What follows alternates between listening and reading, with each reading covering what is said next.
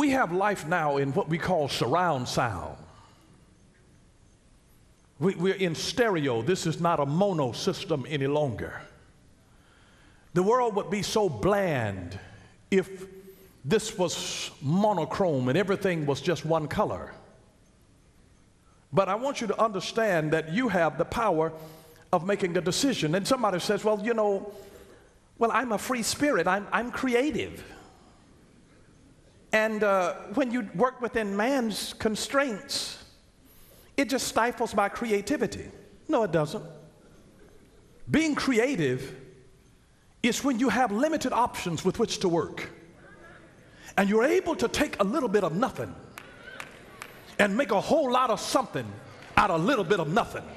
That's creativity. You are not limited to say, all that you gave me to work with was... When you find really creative people, you don't complain about what you have to work with. It is a poor carpenter who blames his tools. May I just tell you that you are not in this world to live a monochronistic life of just one color.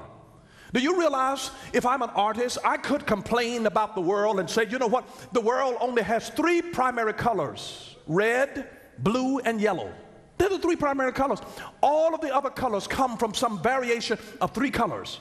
Wouldn't it be foolish if I'm an artist and I'm complaining, you give me 3 colors, red, blue, and yellow, and this is all that I have with which to work? That's all you need, baby. That's all you need is the creative hand of God upon your life. And say, God, I've got to work with the confines of these 3 colors right here. And if you can give me these 3 colors, I'll bring out some turquoise and some fuchsias. I'm going to make a pink. I'm going to make blue-green. I will create so many different colors. How dare you sit back and act as though you are limited because you don't have but a little bit.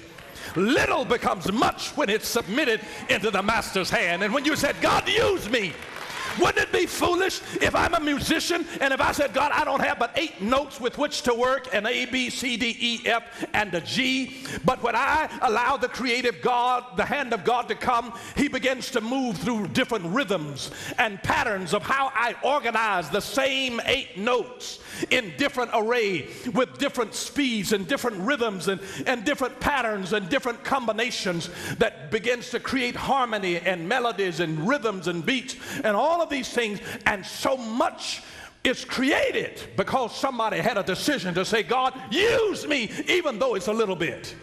How he can take somebody who has a little bit of money but a whole lot of creativity and a lot of imagination. Can God do anything but somebody that will say, God, here am I, use me. I don't have much, but God, you're putting something in me to be able to make a little more than my life has right now. I don't have but the basics. That's all you need, baby, is the basic. You can take a red, a yellow, and a blue, and I'm telling you that God can cause you to create something in such dynamic, living color that the world will stand back in amazement. He add value to what you do. You are the one that brings the value to the color.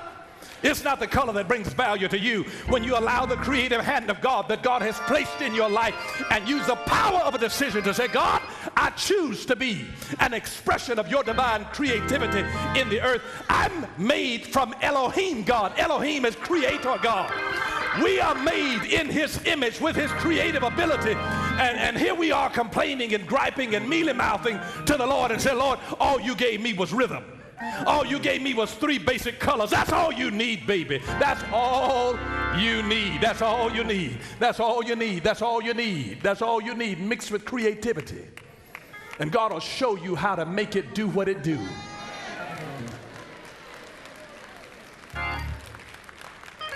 He'll allow you to be able to raise children off of a little bit because of creativity of God showing you how to make it do what it do. How you raise a family off of that kind of money? Watch me, baby. You watch me.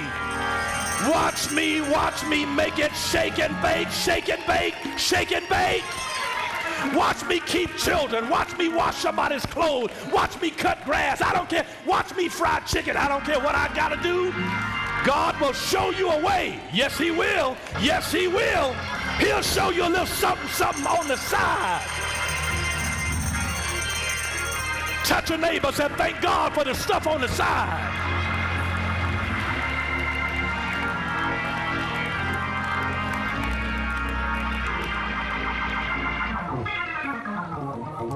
You have to decide that you're going to live creatively. You decide that you're going to live creatively. You were born to create and procreate. God said it, be fruitful and multiply. Create and procreate.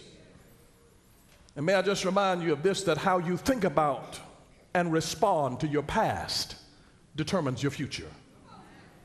How you think about and respond to your past determines your future.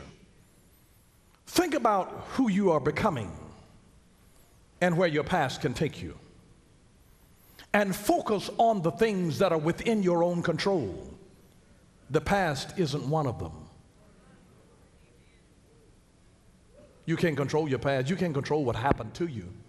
But you can control how you think about it and how you respond to it. May I just tell you, when you think about your past, I want you to learn to own your offenses. Say, I was wrong. Will you forgive me? Own your offenses. Forgive others their shortcomings. That's what you can do about your past. Forgive others of their shortcomings. Own the ones that you did. I was wrong. I was wrong. But unless you ask questions, you don't get answers. You have to ask yourself the questions, who are my helpers and whom am I assigned to help? Who are my helpers and whom am I assigned to help? You have to ask yourself this question, what is my next move? What's my next move? How are you going to make a next move if you don't know what it is? You have to ask yourself this question, will I allow my fears to dictate my future? Will I allow my fears to dictate my future? And here's the Mac Daddy of all the questions, in my opinion. How do I want to be remembered? How do I want to be remembered? How do I want to be remembered? Little girl at St. Jude that was being treated for cancer. They asked the little girl, about 7 years old, sweetheart, are you afraid of dying? And in a very sobering way, she said, no, I'm not afraid of dying. She said, I'm afraid of not being remembered. Will anybody remember that I was ever here? Will they remember that I was here? I'm afraid of not being remembered. How do you want to be remembered? And I want you to realize that you may not be responsible for how or for where you were born and some of the circumstances that you currently face. But the caliber of your decisions, the caliber of those decisions has the power to influence your life and to help you to prepare for your next season or your next shift in life. Just the caliber of your decisions. You know why? Because decisions demand change or action. Decisions demand change. Decisions demand action. Remember, the word decision literally means, de means off, sis means to cut, shan means the state of. Decision is the state of cutting off. Decisions, to cut off. When you make a decision that I want the baked chicken instead of the fried chicken, then one is for health, one is for flavor. When you make the decision that I'm going to go for the baked, I'm cutting off the option of the fried. Does that make sense? Incision, to cut in. Excision, to cut out. You excise cancer. Circumcision, to cut around. But decision requires that something be cut off. If I cut this off, I make a decision. I'm cutting off other options. I made a decision 30 years ago to marry one woman. I cut off the option of Mary and Sally, Sue. I had to cut off the option. And people get so mixed up because they look at life as a smorgasbord. Because men come in and they find desperate women. All change begins with a decision. All change begins with a decision. All change begins with a decision. It said, where do I go? Even if it's something that happens that you didn't initiate. You can have an accident. You didn't decide to have an accident, but you can decide how you respond to the accident, whether you're going to become a victim for the rest of your life, or whether you'll take what happened to you and use it and find power and purpose in your pain. And say, God, somehow through what happened to me, God, empower me so that this happens to nobody else. Lord, use me so that I become a crusader. Lord, that the very thing that came to try to take me down, may it empower me, God, to become more than I've ever been all of the days of my life. You do have a choice. Now, I want you to notice something here in verse 14 of this chapter, of the 24th chapter of Joshua. Now, therefore, fear the Lord. Serve him in sincerity and truth. In other words, be real with God. Come on, be real with God. Stop faking it. Be real with God. Be genuine. And put away the gods which your father served on the other side of the river and in Egypt, and serve the Lord. Listen, if you're going to be different from your relatives, you're going to need to employ the power of choice. You have to say, listen, I know my mama did this, my daddy did that. But if I'm going to be different than my mama and my daddy, if I'm going to be different, I'm going to have to put away the gods of my fathers, the stuff that's been generationally that has messed my family up. I'm going to make a decision. I'm going to make a decision. I'm just telling you, you can find families that be jacked up in the family, and then you'll find somebody that emerges out of that because they made a decision. I'm not going to live like that. I'm not going to live like that. I can do better than that. I'm born for more. I'm born for more. Touch your neighbor and say, I'm born for more. And remember, it is what you decide to do differently that makes you different. It's what you decide to do differently that actually makes you different. Your decisions that really hold true in your life are not the ones that you merely make out of your beliefs, but they're decisions that you make out of your convictions. It's not just your beliefs, it's your conviction.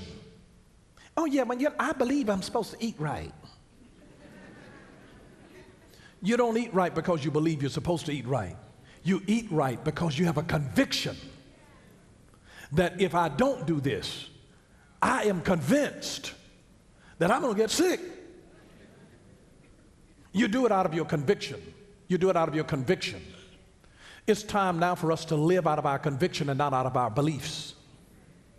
Now, your convictions ought to be based on your belief, but convictions are far deeper than beliefs.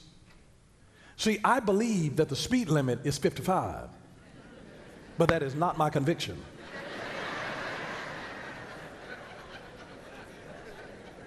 You do understand what I'm talking about. I believe it. I've seen it posted on the side. I believe it.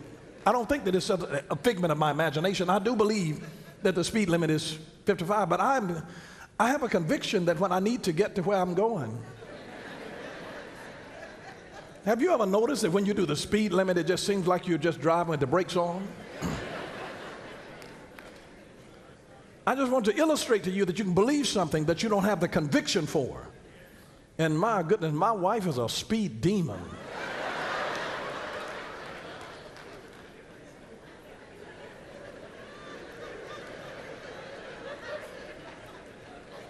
My poor children almost had ulcers when my wife would drive them to school.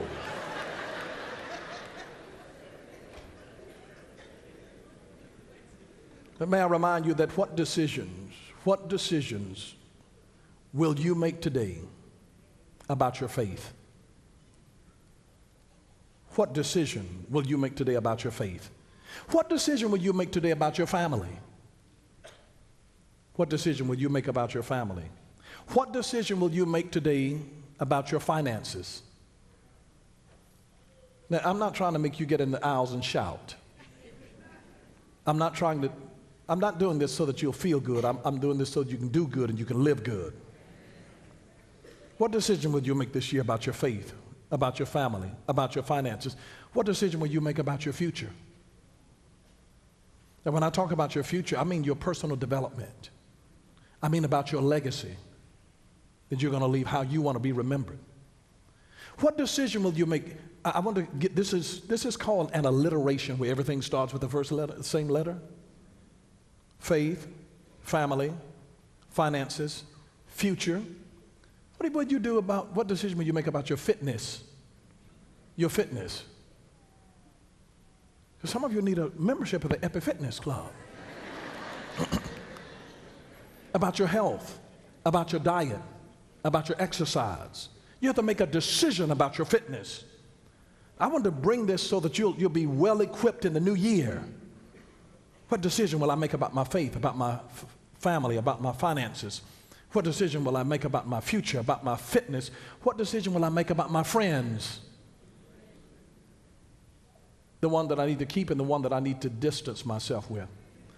There are some that you don't necessarily need to cut off, but you need to ration how you give time to it.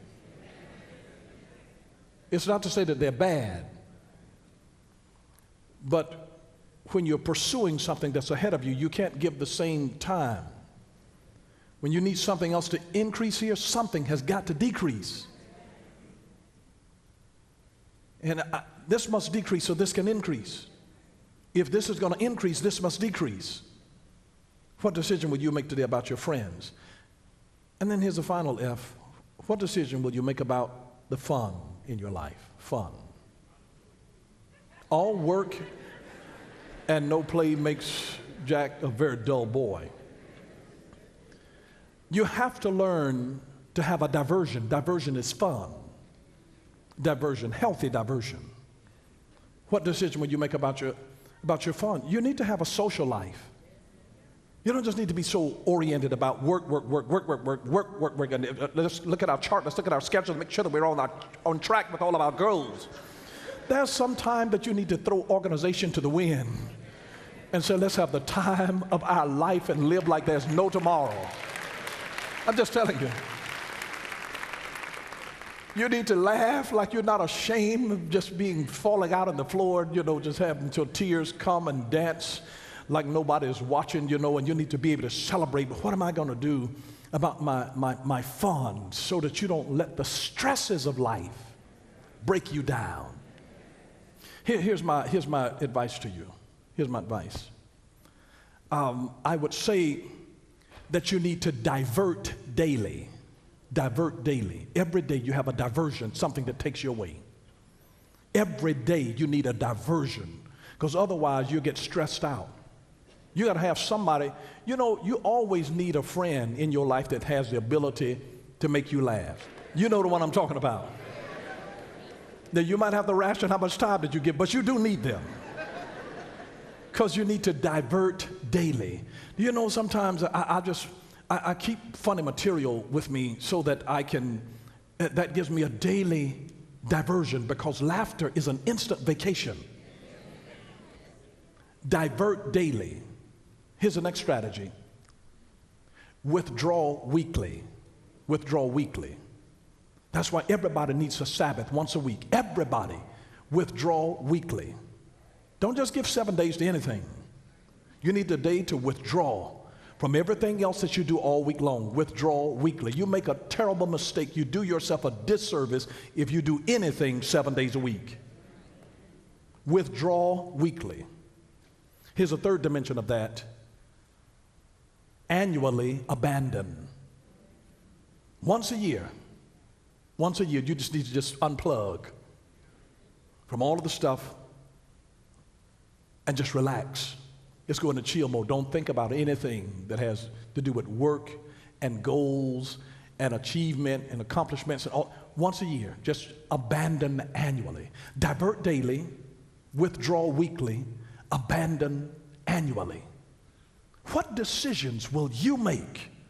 Will you make? Your life is going to be the culmination of the quality of the decisions that you make. The quality of the decisions that you make. You have to take time to think about that. And I want to give you an important guideline about decision making. And it is this. I had chosen a video clip to show you today. and I decided not because it violated a principle of mine.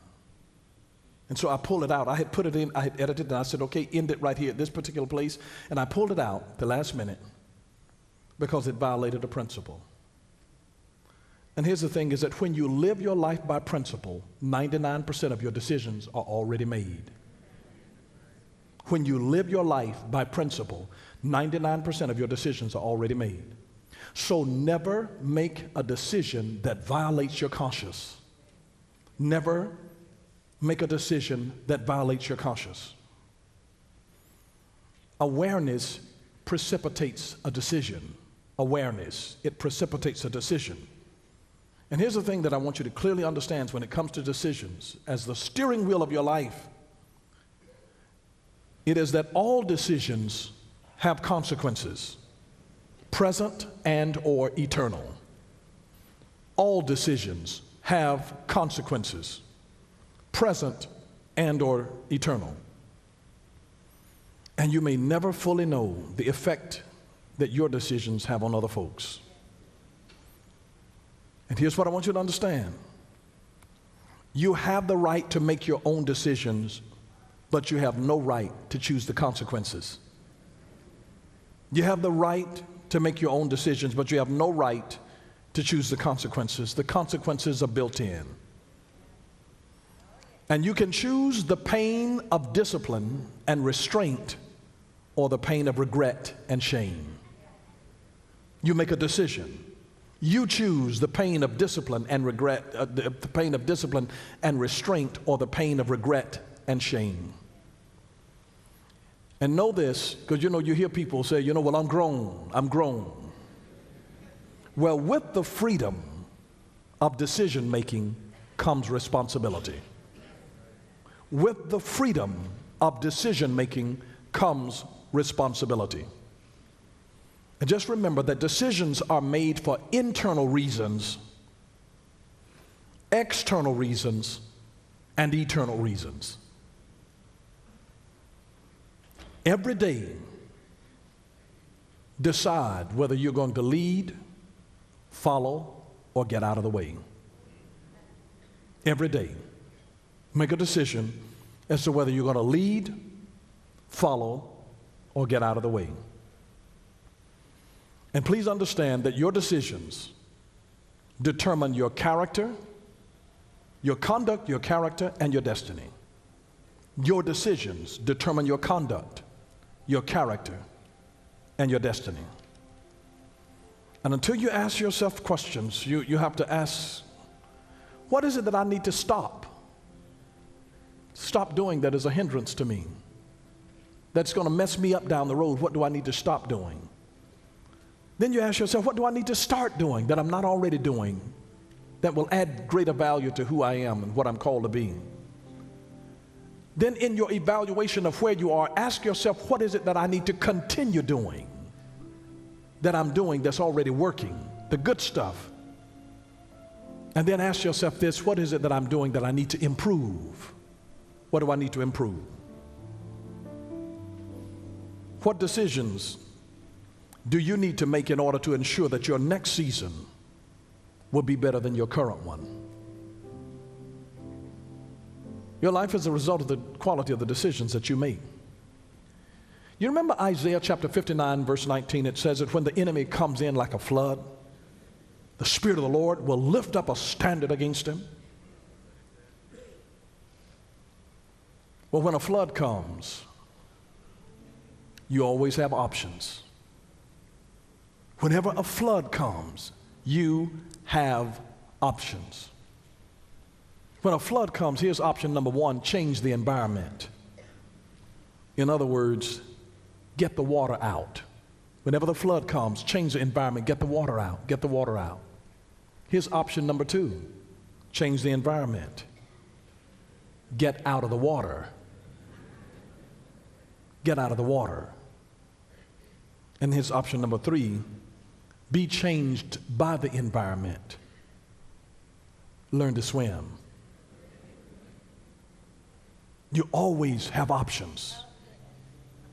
You can either get the water out when the enemy comes in, you can get the water out.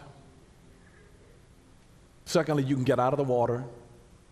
Thirdly, you can learn how to circumnavigate in the water, learn how to swim. And I'll say this and I'm finished. Make a decision. Make a decision to focus on the promises of God over your life, not the problems in your life. Make a decision that I will focus on the promises of God over my life and not the problems in my life. Just with a decision, when you make a decision to say, God, I'm going to go with you all the way. I'm going to do it. I'm going to go all the way with you. Years ago, when I would do an altar call, we would sing this song. I have decided to follow Jesus. I have decided to follow Jesus. I have decided to follow Jesus. It's no turning back because of the power of a decision. No turning back. The world behind me, the cross before me.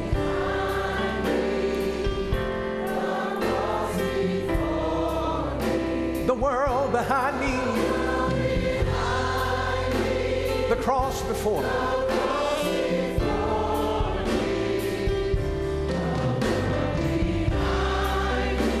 Oh, there's a cross before me. No turning back.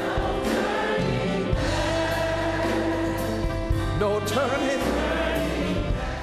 Thank you for watching Power for Living with Bishop Dale C. Bronner. Join us again next time for Power for Living, where revelation is power. Power for living.